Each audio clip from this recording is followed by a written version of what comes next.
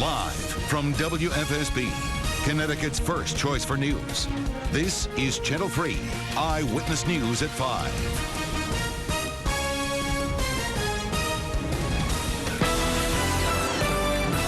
And we begin tonight with developing news. Police in West Hartford on the lookout tonight for a man who exposed himself to a young girl. The elementary school student was on her way home from school riding her bike on Barksdale Road when it happened. Channel 3 Eyewitness News reporter Ray Vieta has just learned some new information from police. And he's now live with the mobile newsroom in West Hartford with what he just found out. Ray? Al, Denise, police tell us they're concerned because they think a pattern is forming here. There have been 3 other incidents similar to this one. All of them, a little girl has been the victim. In this case, it was a 10-year-old. The car is similar in all of these situations, a tan or silver car, and the suspect is described as a man in his 40s or 50s, overweight, not wearing any pants. Police have upped patrols in the areas outside the elementaries here in West Hartford. Well, it obviously worries me. I have 3 kids. I have an 11-year-old daughter and 2 boys, and it's scary when you hear something like that happening. Parents are shocked to hear that a man exposed himself to a little girl. They say it happened on Monday afternoon at around 4 o'clock. The girl is a student at Norfeld Elementary. She was riding her bike home.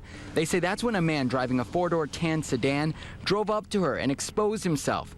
The little girl took off and told her father when she got home. He called police. I mean, he's out there, you know, bothering children in our neighborhood who are innocent, who just should be out there being kids, and, you know, they shouldn't have to put up with this nonsense.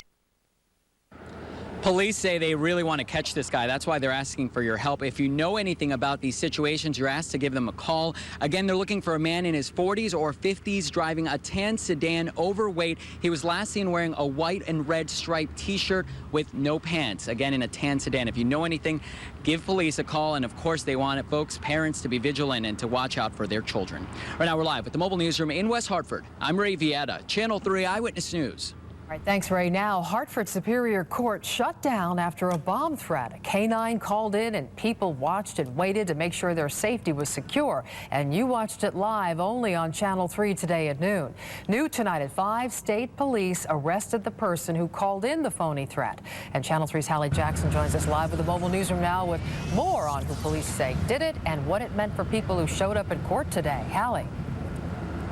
Denise, it meant a lot of waiting. As you can see in the video next to me, people were on the lawn in front of the courthouse, rather in the courthouse, where they would certainly have preferred to have been. They waited, they watched, and they wondered what was going on. Trisha Muhammad and her family came in from Portland, Maine, 4 hours away, just so her husband could make a court appearance for an old case. She drove all the way down. All the way down, sitting there waiting, and they evacuated everybody. Everybody, including Denisha Hunter. And next minute, you know, they pushing and, you know, everybody out the court saying y'all have to leave the court. I'm thinking it's a fire. Not a fire, but a bomb threat phoned in just before 11 this morning, forcing all these folks out. Attorneys, court employees, visitors. The only ones allowed in these doors, the state police K-9 dog and the trooper with him. While they searched the public areas in Hartford Superior Court, people waited and watched. Everybody turned their faces and looked toward the building, and we just stood and waited. Many called it a real inconvenience, especially folks who had to make special arrangements to get here. I had to come down here early in the morning. I got up early for this. No, don't like it. You have people that take time off of work and stuff like that to deal with this. They didn't even find anything. I don't know. It's frustrating. He makes every court date, and now this. We're hoping this would be it. But by around 12:15, the building was cleared and people rushed back inside, or rather rushed to get in line, where they waited a little longer to get through security. And we understand the court was expected to be able to get through its docket today. State police did trace that phone call. They traced the bomb threat not back to a cell phone, but back to a payphone right here in the capital city. We understand that officers made an arrest. They arrested Dion Kendall of Hartford. They say that he's the one who phoned in that phony threat. He's expected in court soon. We're live with the mobile newsroom in Hartford. I'm Hallie Jackson, Channel 3 Eyewitness News. And it's a full house tonight at the state capitol in Hartford, where members of the House of Representatives are preparing to vote on Governor Malloy's budget. It's a $40 billion 2-year plan. It narrowly passed the Senate early this morning. We'll see what the House does now. Channel 3 Eyewitness News reporter Susan Raff is live with a mobile newsroom outside the Capitol with what made it into this final plan and what is out of the plan. Susan? Now, what seems to be delaying the process is that a lot of Democrats are having a tough time stomaching this budget. It does call for very large tax increases, nearly $2 billion. And while Governor Malloy has tweaked his budget to make it a little more palatable, it's still a tough sell. It could be yet another long night as the House now examines the governor's budget and votes. Last night in the state Senate, 3 Democrats voted against Governor Malloy's plan. And Republican leaders say once Democrats in the House see the details, they too will say no. There are taxes on absolutely every aspect of your life at a time when people are holding on by their fingernails. Malloy, in his crusade for shared sacrifice, is calling for large tax increases, increasing the income tax, the sales tax, and eliminating the clothing allowance, taxing clothes under $50. He has agreed to restore the sales tax-free week, not to raise the gas tax. He will also restore part of the property tax credit, and he will not change the car trade-in credit. Democratic leaders and the governor are now meeting behind closed doors, trying to convince their House members not to side with Republicans. We're taking the hard choices. We're doing what's responsible and what's right. It's not easy. It's not easy doing the right thing. Coming up at 6, you'll hear reaction from Governor Malloy on the budget and from taxpayers, and also an update on those negotiations with unions and the $2 billion in concessions Malloy is now looking for. We're live at the state capitol in Hartford. Susan Raff, Channel 3 Eyewitness News. All right, thanks, Susan. Now, a parent's nightmare. A 2-year-old boy in Glastonbury is lucky to be okay tonight after his father accidentally backed up his car and ran over his son. Channel 3 Eyewitness News reporter Matt McFarland talked to a neighbor who saw it all happen. A stunned father talks with Glastonbury officers outside of his apartment. His light blue Hyundai sits just a few feet away. Police say the dad was in his car, backing up out of a parking spot at the Griswold Gardens apartment complex. That's when he ran over his 2-year-old son, pinning the little boy underneath.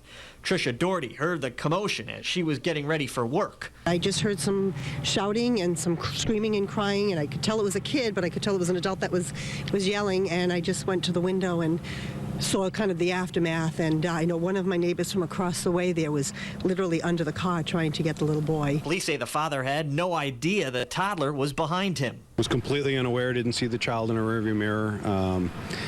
Wasn't aware until he heard the child screaming. And then, of course, got out of the car, looked around, looked under, and then found a child. With the little boy trapped underneath the car, emergency personnel and even neighbors rushed over to actually lift the car up so medics could get to the boy and get him out. The other neighbor came out, and there was quite a few of them actually lifted up the car and moved it so they could get to the little boy. Police say the little boy was alert and crying. He was taken to Hartford Hospital to be checked out. His father didn't want to speak on camera, but told us he's thankful his son is okay. No broken bones, just some bruises. His neighbors are relieved as well. I think he just was running out of the house to his father, and, Dad didn't see him coming. He's a little tiny tyke, and it was just an unfortunate accident. With the mobile newsroom in Glastonbury, Matt McFarland, Channel 3 Eyewitness News. Police in Hartford have now identified a man who was shot to death outside a restaurant on Albany Avenue last night. He was 21-year-old Gerald Warmington. Police say it happened around 11:30 and that he had been shot several times. Word is they're looking for 2 suspects in this case. They're described as black males in their early 20s. Hartford police are also investigating a serious assault that left one man with a stab wound to the neck. The incident happened around noon on Park Street. The victim was taken to Hartford Hospital. There is no word on his condition at this hour. Police have not yet said whether there have been any arrests in the case. Would you know if your child was drinking? One Connecticut town did some extensive research, and the results are surprising. Many parents who were way off when it came to their child's experience with drugs and alcohol. They had no clue, apparently. Channel 3 New Haven Bureau Chief Robert Goulston is live with the mobile newsroom now with more on this story. Robert. Denise, this really was an extensive survey asking hundreds of parents this one question. Do you honestly know if your son or daughter are using alcohol or drugs? Do you think kids in 8th grade use alcohol or drugs? Do I? I think so. What's the youngest you think? I would say maybe 12.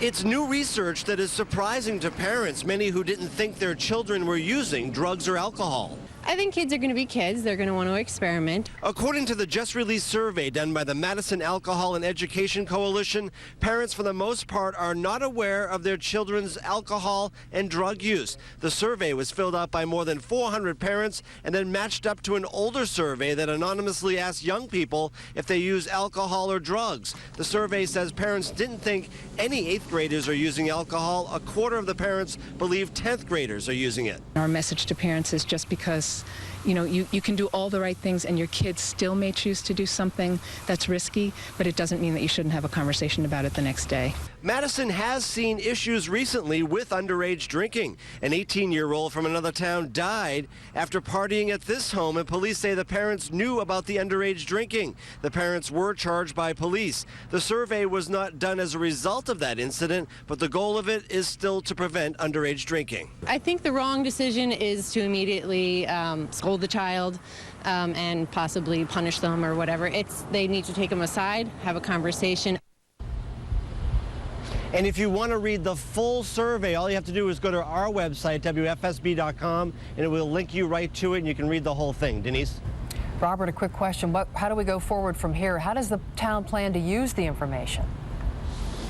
Well, the group there, that coalition made, is really trying to use the information to better understand issues in their community and to decide whether the schools or any other organization needs to address it. For example, maybe they might even put drug and alcohol awareness at a lower grade level in the school system. We are live at the mobile newsroom for now, though. Robert Coulson, Channel 3 Eyewitness News. All right, thanks, Robert. And still ahead here, all new on Eyewitness News at 5. We're learning more tonight about the death of Osama bin Laden, new details about the mission to get him, and why the White House still tonight hasn't decided whether to release a photo of his body. And if you're trying to watch what you eat, you might want to watch your labels a little more carefully. Why sugar-free is not necessarily the best option. Then all new at 5:30, an Eyewitness News exclusive. A family speaks out for the first time since a cold case murder decades ago. And coming up all new tonight at 6, new information about a local police captain arrested for having thousands of images of child pornography. We'll tell you about the interview process he went through before getting his job. Secrets from the official royal wedding photos on the next ET tonight at 7:30 in HD on Channel